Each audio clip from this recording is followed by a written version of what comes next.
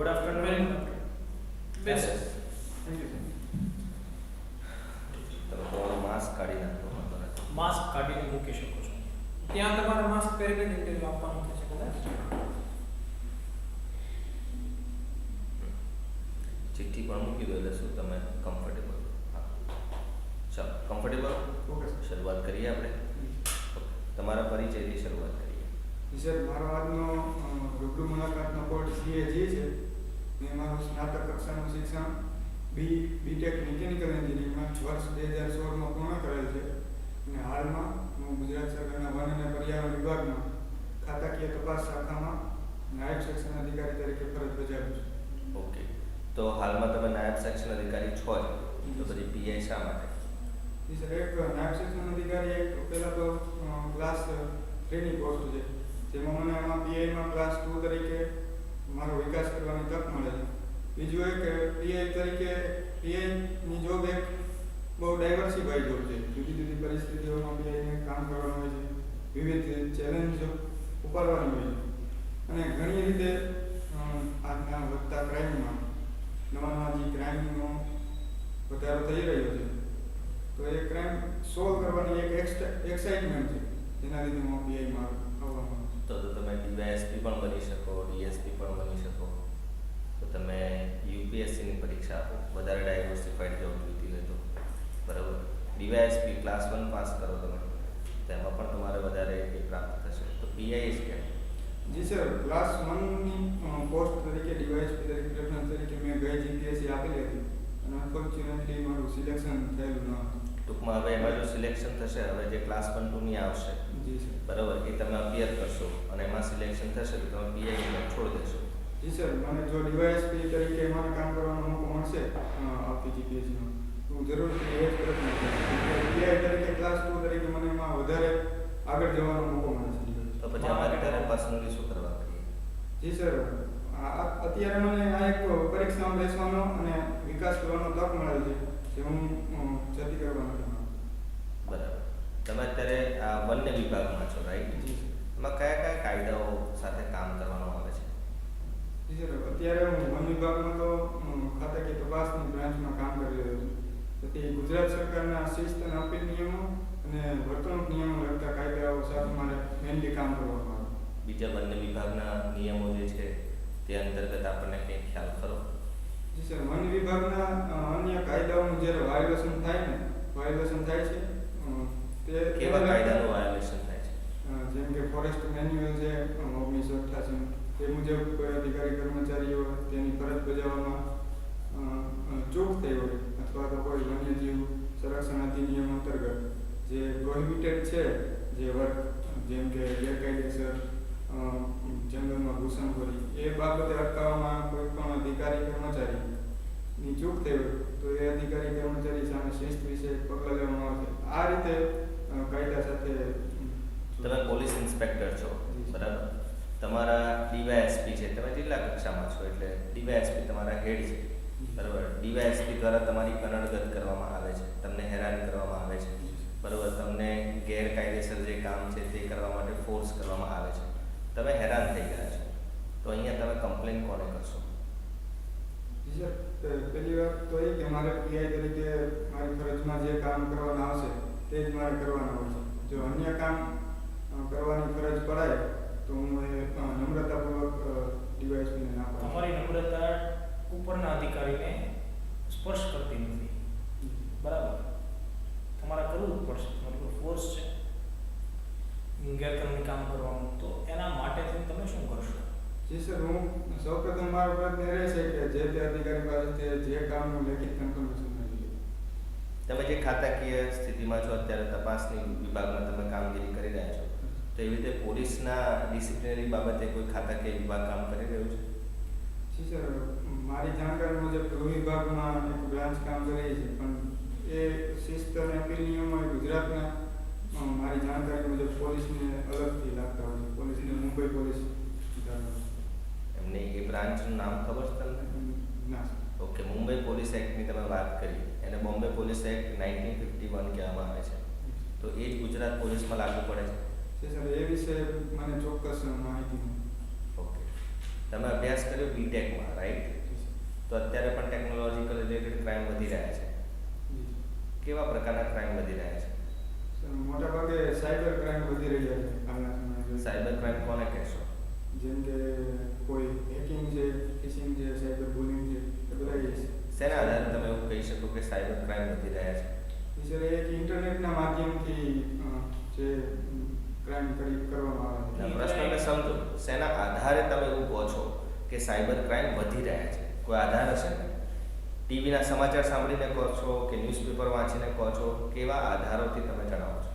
Sir, રોજબરોજમાં ન્યૂઝપેપરમાં આવતું હોય છે કે આવા પ્રકારના ક્રાઇમ વધી રહ્યા છે. તો તમે અત્યારે સેક્શન જે વિભાગમાં છો, વન્ય વિભાગમાં, અને તેમાં ખાતાકીય કામગીરી કરી રહ્યા છો તપાસ બાબતે, તો કદાચ તમને કોઈ વ્યક્તિ આવીને કહી દેશે કે પેલા સાહેબ જે આવું કરે છે, પેલા સાહેબ આવું કરે છે, તો તમે માની લેશો?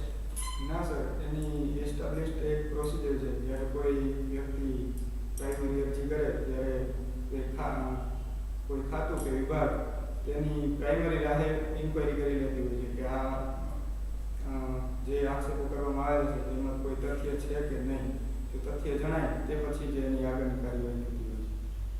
અચ્છા, મતલબ કે કોઈ પણ વસ્તુને માનવા માટે આપણી પાસે એક ચોક્કસ પરિમાણ હોય છે, બરાબર? તો કોઈ પણ વસ્તુ આપણે એમ કહીએ કે સમાજમાં આ પ્રકારના ગુના વધે કે ઘટે, તેના માટે ચોક્કસ પ્રકારના રિપોર્ટ્સ ને આવા હોય છે, આપણે એનો સારો લેતા હોય. ઓકે, ચલો, તમે વન વિભાગ સાથે સંકળાયેલા છો. મને નેશનલ પાર્ક અને વાઇલ્ડ લાઇફ સેન્ચ્યુરી વચ્ચેનો શું તફાવત છે સમજાવો. સર, નેશનલ પાર્ક અને વાઇલ્ડ લાઇફ સેન્ચ્યુરી વચ્ચેનો તફાવત એ કે વાઇલ્ડ લાઇફ સેન્ચ્યુરીમાં અમુક માનવીય કાર્યોને આપવામાં આવતી હોય છે, એને પરમિશન આપવામાં આવતી હોય. જ્યારે નેશનલ પાર્ક એ રિસ્ટ્રિક્ટેડ એરિયા છે, જેમાં કોઈ પણ જાતની માનવીય પ્રવૃત્તિ કરવામાં આવતી નથી. અને કોઈ પણ જાતની માનવીય પ્રવૃત્તિ નથી થતી નેશનલ પાર્કમાં? ના સર. ઓકે, અને વાઇલ્ડ લાઇફ સેન્ચ્યુરીમાં કયા પ્રકારની માનવીય પ્રવૃત્તિને છૂટછાટ હોય છે? નેશનલ વાઇલ્ડ લાઇફ અભયારણ્યમાં પ્રવાસન પ્રવૃત્તિ અને ત્યાંના કોઈ વ્યક્તિઓ જ્યાં તે ખેતી કરતા હોય એવી આંશિક રીતે છૂટ આપવામાં આવે છે. ઓકે, આ બંને જે આપણે એરિયાની વાત કરીએ છીએ એ કયા આધાર મુજબ એની રચના થતી હોય છે? નેશનલ પાર્કની રચના એ સંસદ દ્વારા એની રચના થતી હોય છે, સંસદમાં એક્ટ પસાર કરી. અને વાઇલ્ડ લાઇફ સેન્ચ્યુરીની રચના સ્ટેટ ગવર્મેન્ટ પોતાની જાતે નોટિફિકેશન દ્વારા કરી શકે. ઓકે, પોલીસ વિભાગમાં કે જેમાં તમે જવા માટેની ઈચ્છા ધરાવો છો, ઓકે, તો ગુજરાત પોલીસનું સ્લોગન શું છે? સર, મને આ વિશે યાદ નથી, મેં વાંચેલું, પણ અત્યારે હું એને રિકોલ કરી શકું. ઓકે, જીપીએસસી તમે આપો છો, બરાબર? જીપીએસસીનું પૂરું નામ? Gujarat public service.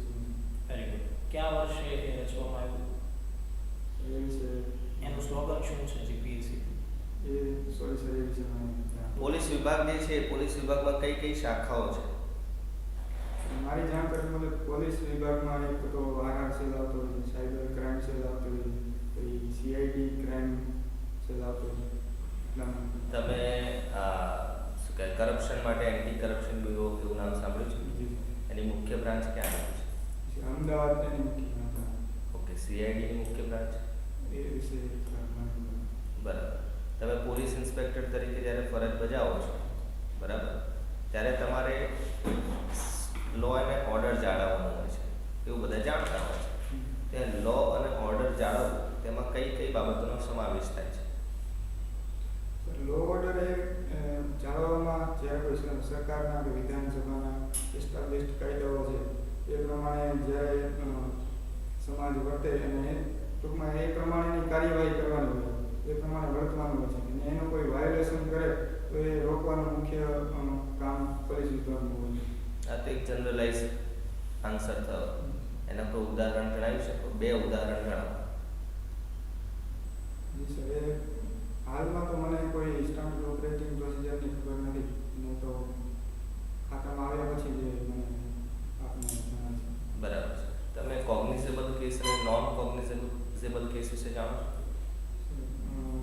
Cognizable case એટલે એવા ગુનાઓ કે જેમાં વોરંટની જરૂર પડતી નથી અને પોલીસ ધરપકડ કરી શકતી હોય છે. નોન કોગ્નિઝેબલમાં કોર્ટ દ્વારા પરમિશન લઈને વોરંટ દ્વારા કોઈ પણ વ્યક્તિની વગર વોરંટે ધરપકડ કરવામાં આવે તો તેને કેટલા કલાકની અંદર કોર્ટમાં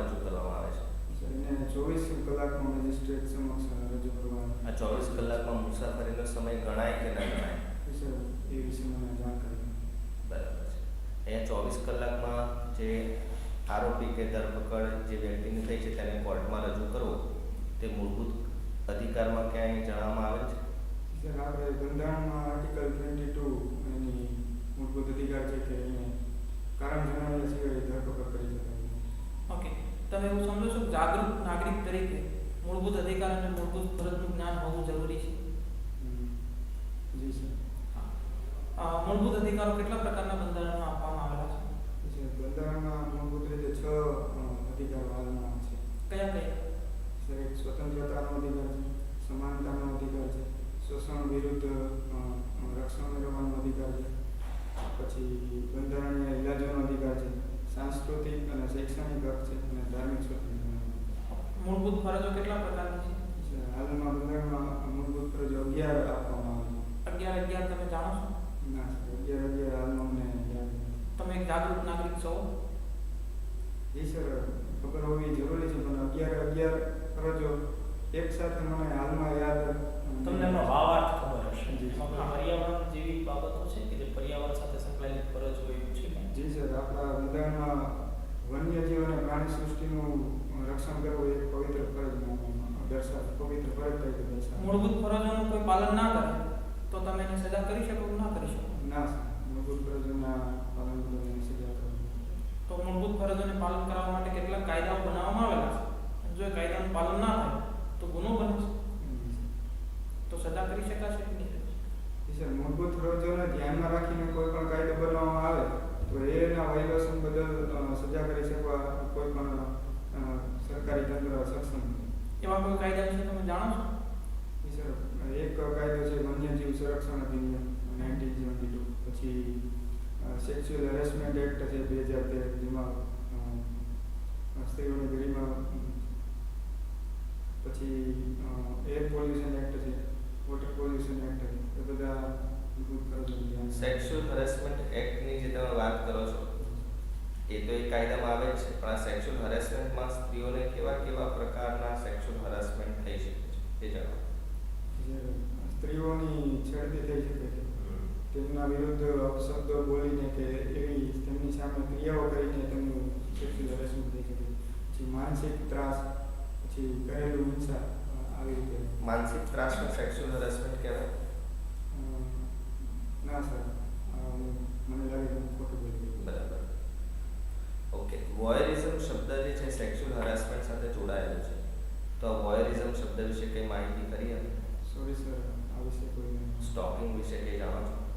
સ્ટોકિંગ એટલે કોઈ પણ મહિલાઓ સામે સતત જોવું એને વોયરિઝમ કહેવામાં આવે છે. તો સ્ટોકિંગ કોને કહેવામાં આવે છે? સર, આ બે શબ્દો વિશે ચોક્કસ મને ખ્યાલ નથી. બરાબર. સાયબર સ્ટોકિંગ વિશે જાણો? જ્યારે કોઈ પણ વ્યક્તિની પ્રોફાઇલનો પીછો કરવો, સાયબર સ્ટોકિંગ. તો જો એને સાયબર સ્ટોકિંગ હોય તો સ્ટોકિંગ મતલબ શું? એનો પીછો કરવો. Okay, central pollution control board વિશે મને જણાવો. સર, પર્યાવરણ સંરક્ષણ અધિનિયમ અંતર્ગત સમગ્ર દેશમાં પર્યાવરણીય પરિસ્થિતિઓની જાળવણી માટે સેન્ટ્રલ લેવલે સેન્ટ્રલ પોલ્યુશન કંટ્રોલ બોર્ડ કાર્યરત છે. ઓકે, ડિજિટલ ઇન્ડિયા કાર્યક્રમ અથવા તો આપણે એમ કહીએ કે ઈ ગવર્નન્સ કાર્યક્રમ એની પર્યાવરણ પર શું અસર થશે? સર, ડિજિટલ ઇન્ડિયા કાર્યક્રમમાં અંતર્ગત સમગ્ર ભારતને ડિજિટલી જોડવાનું એક ભારત સરકારનું કદમ છે. તો ડિજિટલી જોડવા માટે જે કોઈ ઉપકરણનો ઉપયોગ થશે તે આફ્ટર ઓલ વીજળીના માધ્યમથી જ ચાલવાનું છે. તો વીજળીનો તેટલો વધારે ઉપયોગ થશે તો તેટલો વધારે વીજળી ઉત્પન્ન કરવા માટે આપણા હાલના ઇન્ફ્રાસ્ટ્રક્ચર પ્રમાણે મોટાભાગની વીજળી થર્મલ પાવર સ્ટેશન થકી ઉત્પન્ન થતી હોય છે. તો આફ્ટર ઓલ થર્મલ પાવર સ્ટેશનમાંથી ઉત્પન્ન થતો કાર્બન ડાયોક્સાઇડ, નાઇટ્રોજન ઓક્સાઇડ એ પર્યાવરણને નુકસાન કરી શકે. તમારા ઘરમાં મોબાઈલ ફોન્સ વપરાતા હશે, લેપટોપ વપરાતું હશે, તો એના લીધે તમે લોકો કેટલું વધુ ઇલેક્ટ્રિસિટી કન્ઝ્યુમ કરવા માંડ્યા એનો કોઈ અંદાજ છે તમને? સોરી સર, આ વિશે ઓકે, કોઈ મને તો એવું લાગે છે કે ડિજિટલ ઇન્ડિયા કાર્યક્રમથી જે ઓનલાઈન બધી કામગીરી થશે એ ગવર્નન્સના પાર્ટ્સ થ્રુ મને એવું દેખાય છે કે ઝાડ જે કપાય છે, જે મને કાગળ બને છે, તો એના લીધે પર્યાવરણને ફાયદો થવાનો છે. જી સર, ચોક્કસથી ડિજિટલી ઇન્ડિયા મીડિયાના માધ્યમથી જે પેપર વર્ક છે એ ઘણું પણ ઓછું થઈ ગયું છે. એના લીધે જે વૃક્ષોમાં બીજું એ કે માનો કે તમે જે કોઈ કામ ઘરે બેઠા કરવાના છો, બરાબર, દાખલા તરીકે તમારું બિલ પેમેન્ટ છે, ઓકે, અથવા તો કોઈ પણ પ્રકારનું લાયસન્સ રિન્યુ કરવાનું છે, અથવા કોઈ જગ્યાએ આવેદન દેવા જવાનું છે, તો જે ઓનલાઈન થાય છે તો તમે ત્યાં જતા નથી ફિઝિકલી કોઈ જગ્યાએ, મતલબ કે તમે તમારું બાઇક લઈને નથી જતા અથવા તમે ઓટોમોબાઈલ લઈને નથી જતા, તો એમાં જે પેટ્રોલ કન્ઝ્યુમ થાય છે એના લીધે જે CO2 ઉત્સર્જન થાય છે એ પણ મને તો એવું લાગે છે કે ડિજિટલ અને ઈ ગવર્નન્સથી થશે નહીં, તો એનાથી તો ફાયદો છે. સર ડિજિટલ મીડિયા જે ફાયદો અને નુકસાન જે ગણીને જે આગળ વધેલું છે તેના ફાયદા જ્યાદા છે, તેમ એટલા માટે જ સરકારે ડિજિટલ ઇન્ડિયા કાર્યક્રમ આગળ વધાર્યો. ઓકે, ચલો તમે એક લાસ્ટ ક્વેશ્ચન પૂછે કે એક સ્માર્ટ પોલીસ ઓફિસર તરીકે વ્યક્તિમાં કેવા ગુણ હોવા જોઈએ? એક સ્માર્ટ પોલીસ ઓફિસર જે સ્માર્ટ એ જ થોડા સમય પહેલા અમારા માનનીય વડાપ્રધાનશ્રીએ પોલીસનો મતલબ સમજાવ્યો. જણાવો. હું રિકોલ કરવાનો પ્રયત્ન Right. કરું. સ્માર્ટમાં એસ મતલબ સેન્સિબલ હોવું જો મેં તમને એવું નથી કીધું કે પ્રાઇમ મિનિસ્ટર જે સ્માર્ટ કીધું એ સમજો, હું તમને પૂછવા માંગુ છું એસ નો મિનિંગ નથી તમને આવડતો તો એમ ન જણાવો, મતલબ કે એ એક્ઝેક્ટ શબ્દો એ નહીં, ભાવાર્થ મને કહી શકો છો. ઓકે સર, એક સ્માર્ટ પોલીસ ઓફિસર તરીકે એક સેન્સિબલ હોવું જોઈએ, સામેવાળાની એક ઇમોશનલી ઇન્ટેલિજન્સ હોવો જોઈએ. ત્યારબાદ અત્યારના સમય પ્રમાણે ટેકનો સેવી ઓફિસર હોવો જોઈએ. ત્યારબાદ એકાઉન્ટેબલ હોવો જોઈએ પબ્લિક પ્રત્યે, સરકાર પ્રત્યે, અને એક રિલાયેબલ પણ હોવો જોઈએ, જેથી કરીને માણસ અને વ્યક્તિ અને પોલીસ ઓફિસર વચ્ચે જે ખાઈ રહેલી છે તે ઓછી રહે છે. આ તમે જે ટેકનોસેવી ઉપયોગ કરો છો, તમે સમજો કે તમને પરિસ્થિતિ આપો છો કે તમે પોલીસ સ્ટેશનના ઇન્ચાર્જ છો, PI છો, તમારા પોલીસ સ્ટેશનની અંદર 7-8 જણા એક કામ કરી રહ્યા છે. હવે એવી કોઈ ટેકનોલોજી આવે છે કે ટેકનોલોજી તમે એક્સેપ્ટ કરશો તો 7-8 લોકોની જગ્યાએ એક વ્યક્તિ એ કામ કરી લે છે, તો તમે શું કરશો? એ નવી ટેકનોલોજી એક્સેપ્ટ કરશો કે પછી બાકીના 6 લોકોને બેરોજગાર કરશો? સર, ટેકનોલોજીનો ઉપયોગ એ રીતે કરવાનો છે જેથી કોઈ પણ વ્યક્તિનું કામ વ્યક્તિ સરળતાથી પોલીસ સ્ટેશન સુધી પહોંચી શકે. તો બીજા જે 6 વ્યક્તિ છે એ એમ ન કહી શકાય કે પછી તેમનું કોઈ કામ રહેતું નથી. ના નહીં, એટલે જો સાહેબે તમને સ્પષ્ટ ઇન્ડિકેશન આપ્યું કે 6 વ્યક્તિઓનું કામ એક મશીન છે એ કરવાનું છે, તો એ સમયે તમે ટેકનોસેવી સાબિત થશો કે આ સ્થિતિને કેવી રીતે જજ કરશો? ટેકનોલોજી બધી જ જગ્યાએ પહોંચી શકે એવું જરૂરી નથી. અમુક માનવીય તત્વ પણ એમાં હોવું જરૂરી છે. શું તમે એવું માનો છો કે ટેકનોલોજી આવવાથી બેરોજગારી વધી છે? ના સર, હું પર્સનલી એવું માનતો નથી કે ટેકનોલોજી આવવાથી બેરોજગારી વધી. તો જે 10 જણા કામ કરતા હતા એક જણ એક કોમ્પ્યુટર પર એક વ્યક્તિ કામ કરવા લાગ્યો છે, બાકીના 9 લોકો તો બેરોજગાર થયા. એ 9 લોકોનો ઉપયોગ કરીને હું એનો ઉપયોગ બીજી જગ્યાએ પણ વાળી શકું, જેમ કે પેટ્રોલિંગ કરવાની જરૂર વધી રહી છે હાલના સમયમાં. એ તો ગવર્મેન્ટે અપોઇન્ટ કરેલા સ્ટાફ છે તમારો, જે નોન સ્ટાફ છે તમારો, જે મતલબ કે ઓફિશિયલી નથી, જે બીજું કામ કરે છે, જનરલ કામ કરવા માટે સ્ટેશનનો રાખેલો છે સ્ટાફ, એની વાત. એ વિશે સ્ટેશનના સ્ટાફની કામગીરી વિશે મને પૂરો ખ્યાલ નથી, એટલે હું